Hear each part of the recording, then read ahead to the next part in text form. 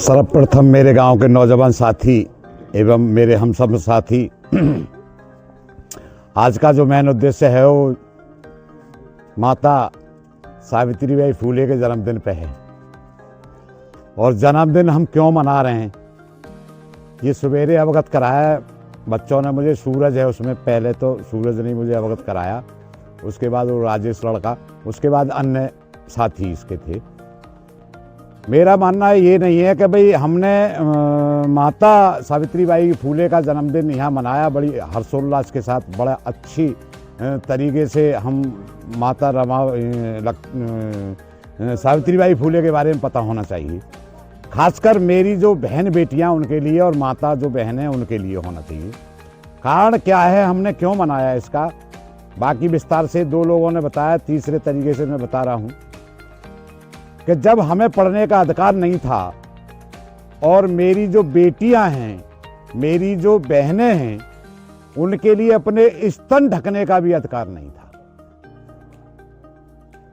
जब ये दो चीज, एक कपड़े पहनने का अधिकार नहीं था, पढ़ने का अधिकार नहीं था और प्लस स्तन ढकने का भी मुझे अधिकार नहीं था। किसको? खासकर हमारी बिरादरी के लिए, दलित समाज के लिए। ये किसने किया था? मूला टैक्स किसने लगाया था? ब्राह्मण समाज के लोगों ने। वह हमारी बहन बेटियां उनके सामने नंग शरीर में जाती थी और वो कैसे कृतज्ञ करते थे वो मुझे बताने के लायक नहीं है, ना ही मैं बताऊंगा, मेरी भाषा से ही समझ लें। आज वो लोग कहां हैं, हम लोग कहां हैं, ये चीज भी समझ के देख लीजिए। मेरे गांव में छोटे से लोग हैं, मुट्ठी भर लोग हैं, उनकी शिक्षा में और मेरे मोहल्ले की शिक्षा में कितना बड़ा अंतर है, मेरी बहन बेटियां और बच्चों की में। ये भी आप भली बात से देख रहे होंगे। मेरे समाज के लोग, मेरे समाज के बच्चे अगर किसी को डांटें तो उसके मम्मी पापा कहें जी मेरा ही बच्चा कर रहा है इस बात के लिए, दूसरा नहीं कर रहा। तो दूसरा कहने का मतलब खत्म, उसकी कहानी जो थी, जो उसका साहस बड़ा था उसे रोकने का, वो खत्म हो गया। अब वो मेरे ही बच्चे, मेरे ही बिरादरी के, मेरे ही भतीजे, मेरे ही भाई, मेरे ही बेटे कभी उस मोहल्ले में, कभी उस मोहल्ले में, कभी उस मोहल्ले में, कभी इधर पैदल, कभी नंगे पैर, कभी कुल मिला के घूमना है। उनको शिक्षा ग्रहण नहीं करनी है, शिक्षा के नाम पे बिदक के जाना है, अकेले में बीड़ी पीनी है, अकेले में भांग भी पीनी है, मगर घर आके लेट आकर के सना कुना कब और वैसे ही गंदे संदे ने अपने खाना खाया और सो गया। दारू पी के पिताजी आए, सवेरे को नशा हुआ, सर में दर्द हुआ, बच्चे को पढ़ने के लिए नहीं बोला। बाबा साहब ने ये नहीं कहा कि तुम दारू पियो, बाबा साहब ने कहा था शिक्षित बनिए, क्योंकि मुझसे पहले बता चुके हैं, शिक्षित बनिए। संगठित तो जब ही करोगे जब तुम शिक्षा में ग्रहण कर लोगे, जब शिक्षा तुम पे एक जैसी नहीं होगी।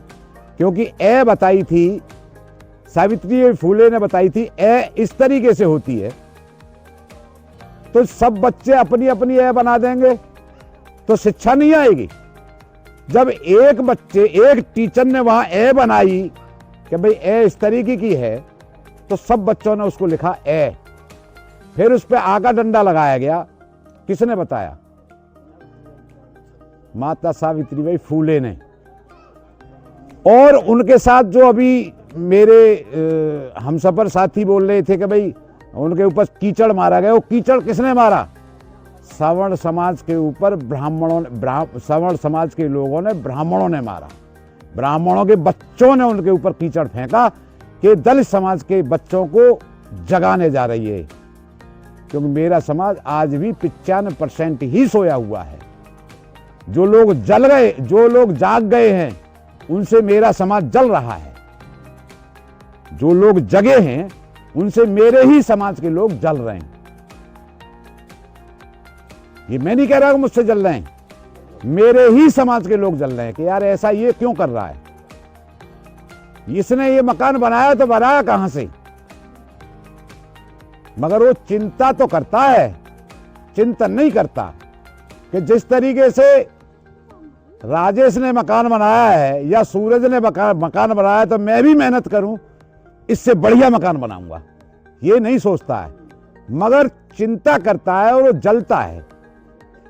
मगर इसी के साथ साथ बाबा साहब ने कहा था कि जलो मगर दीपक की तरह रोशनी करिए, उजाला करिए। क्योंकि तुम एक रोशनी जलाओगे तो एक जगह उजाला होगा, दूसरा तुम्हें देख करके जब दूसरा दीपक जलाएगा तो फिर उजाला होगा। मेरे अनुमान से मेरा गांव उजाला हो जाएगा पूरे गांव के अंदर, घर घर जब दीपक जल जाएगा तो मुझे लाइट की भी जरूरत नहीं है। तो माता सावित्रीबाई फूले का मेन मकसद था कि मेरे जो दबे कुचले समाज के लोग हैं अपने अधिकारों को समझेंगे तो आगे बढ़ेंगे। जो आज मेरे ऊपर टैक्स लगाया गया वो टैक्स हटाया जाएगा। जब शिक्षित होकर के जब आगे आए तो मूला टैक्स भी हटा था, क्योंकि उसमें से एक लड़की वीरांगना निकल के आई थी, उसने कहा कि मैं देती हूँ तुम्हें मूला टैक्स। अपना स्तन ही काट के उसके हाथ में रख दिया था, ले। तो उस दिन से मूला टैक्स हटा। उसके बाद एक अंग्रेज आया, अंग्रेज ने वो हटवाया फिर, क्योंकि अंग्रेजों की सल्तनत थी। आज कितने संघर्ष करने के बाद ज्योतिबा फूले, माता सावित्रीबाई फूले, इनके संघर्ष जीवन को लेकर के डॉक्टर भीमराव अंबेडकर आए और इतनी बड़ी शिक्षा करी कि भारत में तो शायद मेरे अनुमान से उनकी बराबर कोई शिक्षा है न थी, न है, न कभी हो सकती। तो अब मेरा मानना ये नहीं है कि मैंने 8वीं क्लास करी, नहीं 8वीं नहीं, अगर तुमने 8वीं पढ़ी है तो अपनी औलाद को कम से कम इंटर कराइए। बाबा साहब का मिशन है ये, अन्य मिशन पीछे रह जाएगा।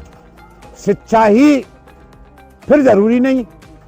शिक्षा के बाद अगर किसी ने ये कहा कि मंदोदरी मेड़की से पैदा हुई थी और आपने मान लिया, तो फिर शिक्षा का महत्व खत्म हो गया। क्योंकि मेड़की इतनी सी और बच्चा कम से कम 2 किलो का बच्चा पैदा होता है, कम से कम। आपने सबने देखा है, कम से कम 2 किलो का बच्चा तो होगा ही होगा। तो मेड़की से कैसे पैदा हो गया?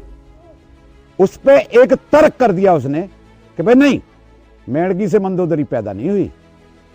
अरे हमने मान लिया, एमए करने के बाद भी तो फिर हम पढ़े नहीं, फिर तो वही की वहीं रह गई, बेकार है पढ़ना। उस पर तर्क कर दीजिए भाई ये क्यों हुई। या किसी ने कहा कि हम जो ब्रह्मा के मुख की औलाद हैं, तो ब्रह्मा फिर पढ़ा लिखा बेकार है, ब्रह्मा के मुख से कैसे पैसा हो सकता है। किसी ने कहा जी मकरध्वज हनुमान के पसीने से गिरा, पैदा हुआ, हमने मान लिया कि जी होगा। शिक्षा का महत्व तो खत्म हो गया। शिक्षा का महत्व तो वहां आता है कि जब पानी से पानी जब मिलता है तो पानी पानी में विलीन हो जाएगा। समुद्र में जब पानी गिरा, पसीना गिरा, तो वो भी पानी है। तो पानी पानी में विलीन हुआ, फिर कैसे पहचानोगे भाई किससे बच्चा पैदा हुआ? मगर हमने मान लिया और हम मान भी रहे हैं, मेरे बुजुर्ग मानते भी आए आज तक। मगर जब मैंने इस पे पढ़े लिखे होने के नाते त्रुटि करी तो सवाल खड़े कर दिए जी ये तो समाज के विरोध में जा रहा है। ऐसे ही बाबा साहब के साथ कहा था कि समाज के विरोध में जा रहा है। ऐसे ही माता सावित्रीबाई फूले के बारे में कहा था कि समाज के विरोध में जा रही हैं। ऐसे ही ज्योतिबा फूले के बारे में कहा समाज के विरोध में जा रहे हैं। मगर समाज के विरोध में नहीं है। सही कहना और सत्य कहना, उसको त्रुटि नहीं कहते, सत्यता की ओर जाता है वो। क्योंकि मेरे समाज को आगे बढ़ाने का यही एक तरीका है।